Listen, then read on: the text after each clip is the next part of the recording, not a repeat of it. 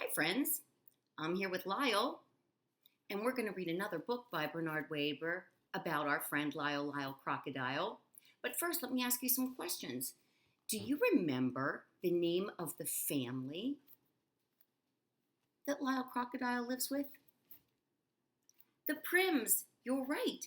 Do you remember what street they live on? Good remembering, Robbins. East 88th Street. Here's my house on East 88th Street. I've added a few windows to it. It's coming along. Do you like it, Lyle? He likes it. All right, here we go. This one is called Lyle Crocodile.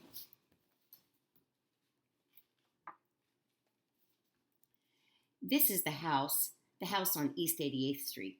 Mr. and Mrs. Prim and their son Joshua live in the house on East 88th Street.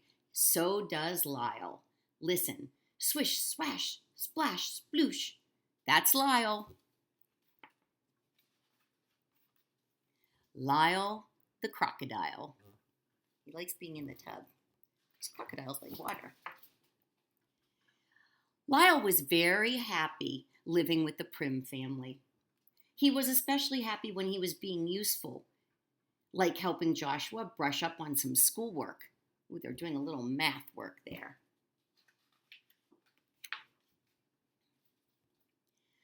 But if Lyle was happy, he was making someone else unhappy. Perfectly miserable, in fact. That someone was Loretta, Mr. Grump's cat. Mr. Grumps lived just 2 houses away from the Prims, where whenever his cat caught even the slightest glimpse of Lyle, she would fling herself into a nervous fit. She was not like Lyle. Lyle wanted desperately to win Loretta over. He tried flashing his sweetest, most toothsome smile at her to show how really friendly he was, but this only frightened the distrustful animal even more. She's a little nervous.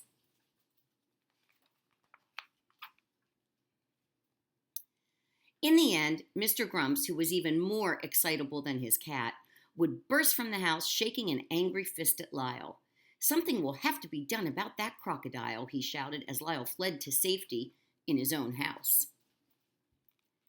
To take his mind off his troubles with Loretta and Mr. Grumps, Lyle filled his days playing with Joshua and his friends. He loved being it. I guess they were playing tag. He could skip double dutch 100 times without missing. It came as no particular surprise that Lyle could high jump, but Loretta, who was just let out for an airing, was surprised. She was terribly surprised. Uh-oh, look at Loretta. She's a little nervous.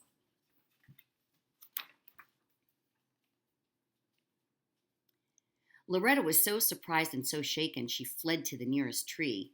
No amount of coaxing would bring her down. Not until Mr. Grumps arrived to rescue and comfort her would she consider coming down. There she is. She's scared up in the tree. Something will have to be done about that crocodile, stormed Mr. Grumps. Now, Mr. Grumps was really furious. Now he knew he would be snappy, irritable, and impossible to live with when he returned to his job in a big department store the following day. Oh, boy. Mr. Grumps is not happy. For the next several days, Mrs. Prim thought it best to keep Lyle close at her side. Together they fussed about the kitchen, preparing good things for the family to eat. When the weather permitted, they took lunch to the park. Well, that looks like fun. They're going to have a picnic.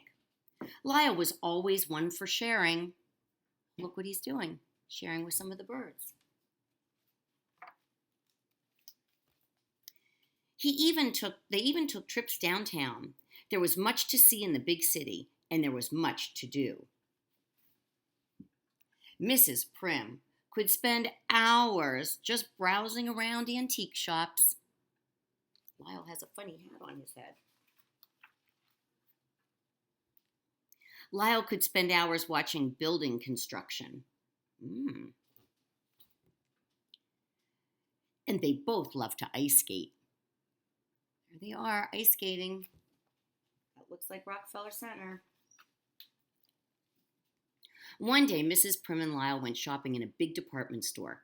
Unfortunately for everyone, it turned out to be the very same store in which Mr. Grumps held an important position.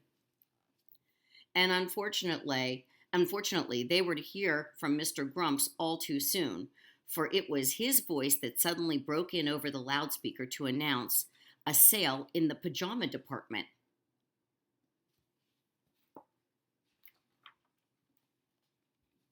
Immediately, it was as if everyone in the store was in desperate need of pajamas. Separated from Mrs. Prim, Lyle was swept along with the crowd. Uh-oh. As they neared the pajama department, Lyle thought he heard a familiar voice. "Lyle, Lyle," the voice called out. Lyle recognized the voice all right. And the face as well. The voice and the face belonged to Hector P. Valenti, star of stage and screen.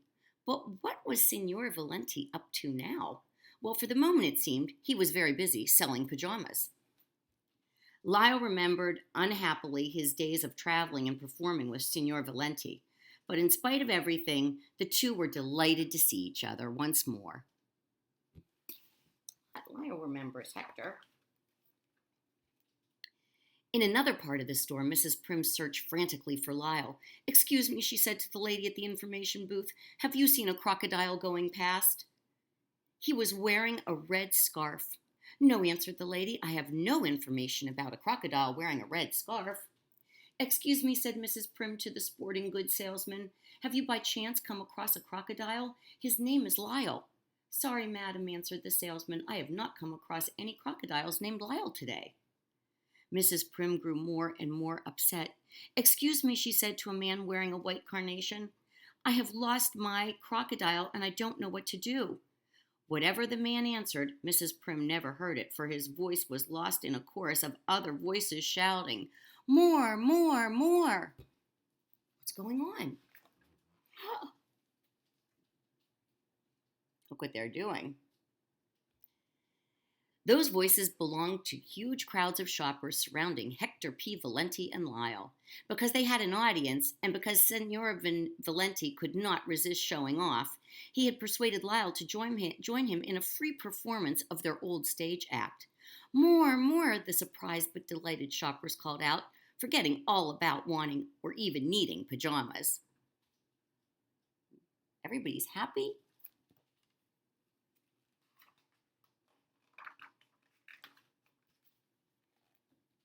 Mrs. Prim caught up with them just in time to hear still another voice charged with fury. "What is going on here?" That was Mr. Grumps. And when Mr. Grumps saw what was really going on, his face turned red, blue, and purple with rage. "Madam," he gasped, "we do not permit crocodiles in this store, you know. Remove him at once. And you, sir," he said, pointing a dagger-like finger at Signor Valenti, "you are dismissed." "Oh. Something will have to be done about that crocodile." Those warning words of Mr. Grumps still rang in their ears as they said goodbye to Signor Valenti outside the store. Mr. Grumps does not like Lyle. Mr. Grumps at last made good his threat to do something about that crocodile. The next day he appeared at the Prim's door with papers authorizing Lyle to be committed to the city zoo. "The zoo!" Mrs. Prim exclaimed miserably. "Whatever would Lyle be doing at the zoo?" "He'll be doing whatever is normal crocodiles are supposed to be doing," snapped Mr. Grumps, who wasn't at all being nice about it. The Prims examined the papers. They appeared to be in order. There was little they could do, at least for the moment, to prevent Mr. Grumps from putting Lyle in the zoo. Lyle's first night was difficult indeed. Oh, Lyle is crying. He misses the Prim family. Not wanting to seem unsociable, he decided to join the other crocodiles, who were cozily piled together. Just when he thought he had gotten himself comfortable on top, he awakened to find himself crushed at the very bottom. Crocodiles like to all be together. Lyle's restlessness so annoyed the other crocodiles They all just got up and stomped off in a huff. Lyle was happier during the day when visitors came. He amused everyone with his unusual tricks, and before long, he was the biggest attraction at the zoo.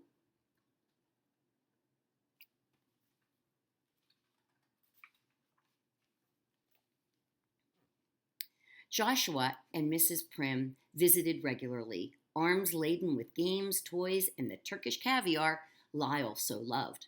Mrs. Prim did her best to smile and appear cheerful, but just couldn't hide her concern. "Are you feeling all right, dear?" she would ask. "Are you getting enough rest? Are you making friends with the other crocodiles? Do the lions keep you awake at night? Is the floor too damp? Do the flies pester you?" Lyle shook his head yes or no, depending on the question. He tried putting on a brave front, but Mrs. Prim knew very well he was unhappy, and she fought back her tears. One night, a new keeper appeared at Lyle's cage. Surprise, surprise, the new keeper turned out to be no other than Hector P. Valenti, star of stage and screen. "Shh," whispered Signor Valenti. "I have come to rescue you." Signor Valenti unlocked the door of the cage, and an astonished Lyle was set free.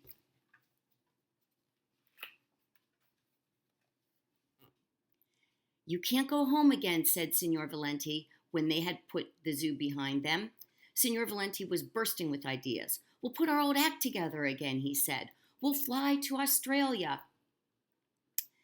They'll love us in Australia." Lyle groaned. The very thought of never seeing the house on East 88th Street again was grim indeed, and too much for him to endure. Signor Valenti read his thoughts and decided Lyle should have one last look at the house on East 88th Street. Approaching the now sleeping street, they were suddenly met with a wall of dense smoke. The smoke, they realized with horror, was coming from Mr. Grump's house. While Signor Valenti ran to signal the alarm, Lyle broke into the house and rescued the still sleeping occupants. He's being a hero.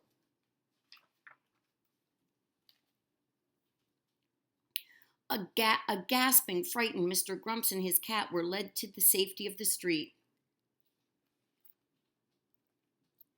The Prims and the entire neighborhood were awake and witness to Lyle's heroism. Mr. Grumps couldn't thank him enough. "Ladies and gentlemen," said Mr. Grumps to the crowd of onlookers, "Lyle is the bravest, kindest, most wonderful crocodile in the whole wide world. I would consider it a privilege and a pleasure to have him as our neighbor once more." "Hooray!" shouted the Prims. "Hooray!" shouted the crowd. Lyle did a very good deed. Lyle moved back to the house on East 88th Street that very night.